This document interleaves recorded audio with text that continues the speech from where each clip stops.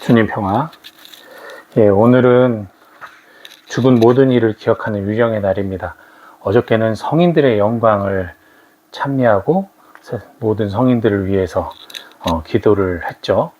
그리고 서로 통공을 하고, 오늘은 또 특별히 죽은 이들 가운데 연옥 영혼들을 위해서, 즉 구원의 희망을 기다리며 육신으로는 세상을 떠났으나 아직 하느님 나라에 다다르지 못한 정화의 단계를 거치고 있는 모든 이들을 위해 하루빨리 세속의 모든 죄를 깨끗하게 정화하고 예수 그리스도의 피로 깨끗하게 씻어서 하늘나라의 영광 안에 들어가기를 청하는 날입니다.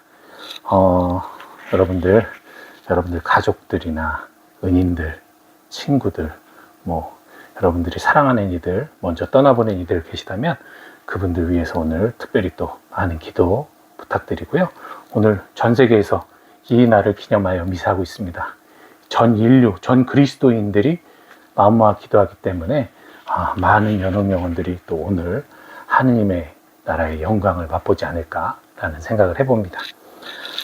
저는 오늘 첫째 미사를 새벽에 봉헌을 했습니다.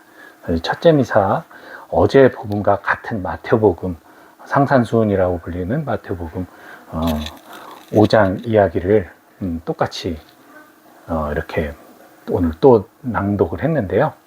어제와는 다른 행복 이야기를 해보려고 합니다. 여러분, 옛날에 젊은 분들은 모르겠지만 제 영상 보시는 분들은 대부분이 연배가 있으시니까요.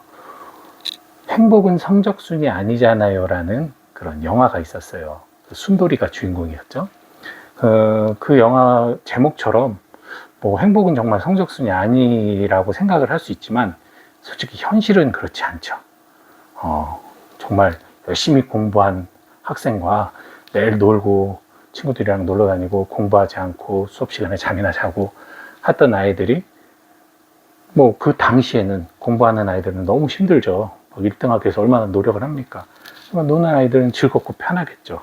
하지만 성인이 돼서 사회에서 삶을 살아갈 땐 아무래도 여러 가지로 살아가는데 몇 배의 어려움을 겪겠죠. 그때 좀 나이 들어서 정신 차려서 노력을 하지만 그때 노력은 어려서 공부하는 노력의 몇 배의 노력이 들 겁니다. 그래서 공부를 성적이 나쁜 것이 꼭 행복하지만은 않지 않을까라는 생각을 해봐요. 하지만 성적이 좋지 않아도 행복할 수 있는 방법은 있죠. 저도 그런 경우라고 생각합니다. 전 성적이 그다지 좋지 않았습니다. 고등학교 때. 그럼에도 불구하고 제가 행복할 수 있었던 것은 제가 잘하는 것, 제가 좋아하는 것, 제가 할 수 있는 것, 저의 달란트를 최대한 10분 발휘하면서 살아갈 때 행복을 느끼거든요. 저는 말씀 선포가 저에게 있어서 전에도 말씀드렸지만 말씀 선포가 저에게는 행복이었습니다. 그래서 말씀 선포를 함으로써 기쁨을 느껴요. 비록 성적은 1등 하지 못했어도 저는 1등하는 친구하고 대화를 해도 그 친구보다 제가 더 잘할 자신 있고 당당함이 있습니다. 전문성으로 대화하는 것이 아니라 관계성으로 대화를 하고 이 사람들에게 어떤 것을 알을 가르치는 것이 아니라 이 사람들에게 체험하고 느끼게 해주는데 저는 특화가 돼 있다고 생각을 해요. 그래서 그런 행복을 또 추구할 수도 있겠죠. 근데 이거는 어디까지나 세속적인 이야기고요. 그리스도인에게 있어서 행복은 결국 믿음으로 시작됩니다. 사실 하느님께서 유대인들에게, 히브리인들에게 먼저 당신을 계시하셨어요. 즉 그들은 하느님을 먼저 알았고 먼저 사랑했고 먼저 믿었습니다. 그러나 그들이 살아계신 하느님을 율법이라는 문자의 틀로 가두어 버리면서 결국 살아있는 하느님의 사랑을 문자적으로 해석하기 시작했죠. 그리고 그들은 율법의 틀 안에서 사랑과 자비를 잃어버렸어요. 결국 그들은 예수 그리스도, 사랑의 결정체이며 우리 구원의 핵심인 예수 그리스도도 배척하기에 이릅니다.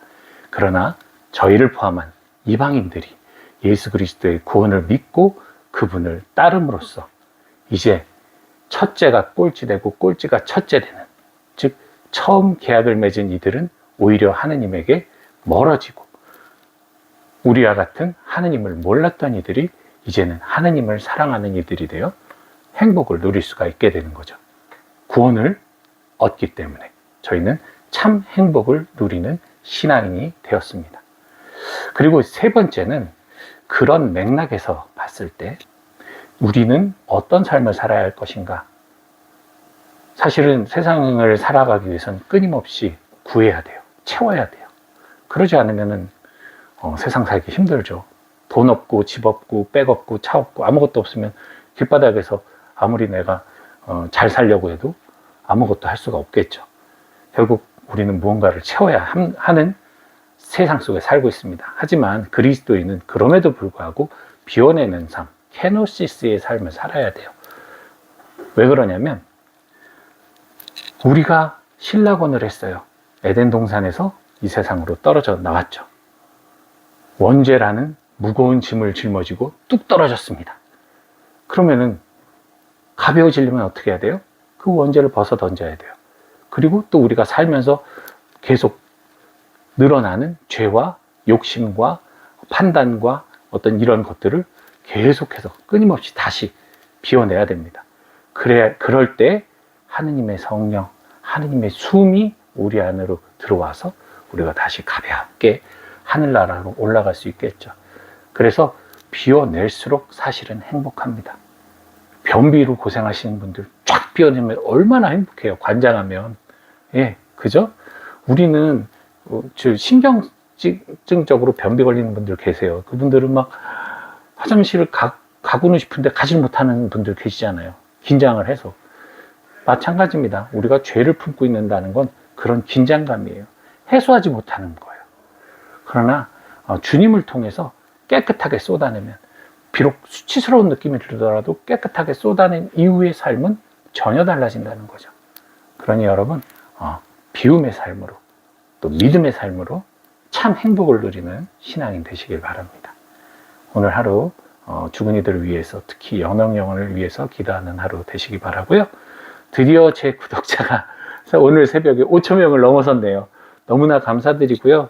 저는 뭐 그렇게 빨리 늘어나지 않는 뚜벅이 유튜버지만 그래도 저에게 한 분 한 분 정말 소중한 분들이기에 제가 진심으로 감사의 마음을 영상으로 전합니다.